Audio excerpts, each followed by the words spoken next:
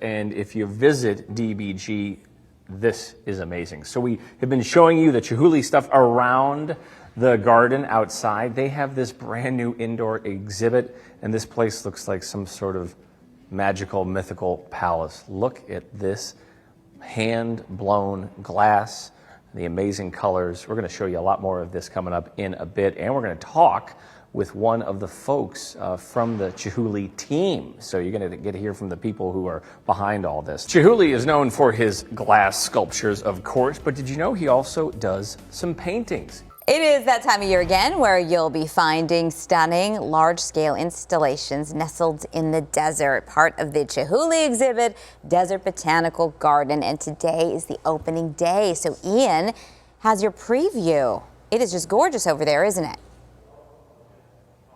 It's so cool. I love the colors. I love the shapes. And yes, there's plenty to see out in the garden, in nature, in that art world, our natural art world. But the newest part is this indoor installation. And you can see, I mean, all sorts of variety from this famed artist. Some of this stuff is just remarkable. You look at it and you say, how did they do this? This is all hand-blown glass. The detail, the intricacy. These look like something you'd see under the sea. And then also paintings. Not only does Chihuly do the glass blowing that a lot of folks are quite familiar with, you can see some of his drawings and artwork, and they almost mimic a lot of the glass work. I'm joined here with Britt Cornett. She is with the team. Thanks so much for meeting with us. It's so cool to kind of talk to someone who knows this behind-the-scene world.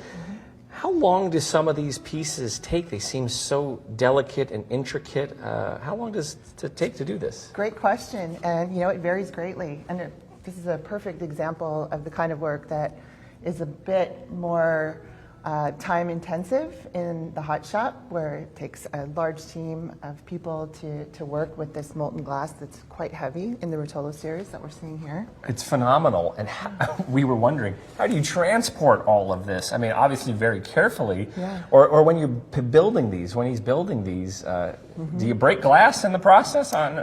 You know, you'd be amazed how little glass is broken as part of the Really? process. And believe it or not, we transport the majority of the artwork in cardboard boxes.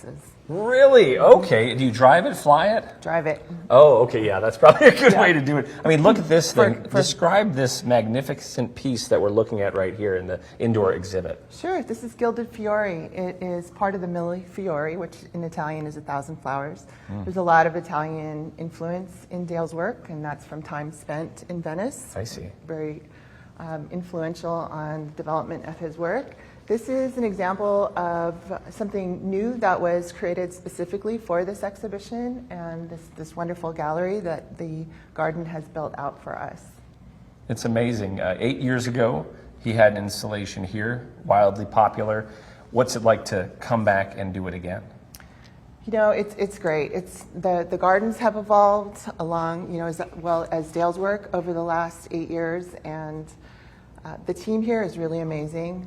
We've had a wonderful partnership in working with them with the previous 2 exhibitions, and really seamless and a great process to work with them again. We're thrilled to be back. How long have you been working with Dale, and what is your favorite part about working with such an artist who's so well known and makes such amazing pieces? Yeah, well, that's a great question. It's a hard one.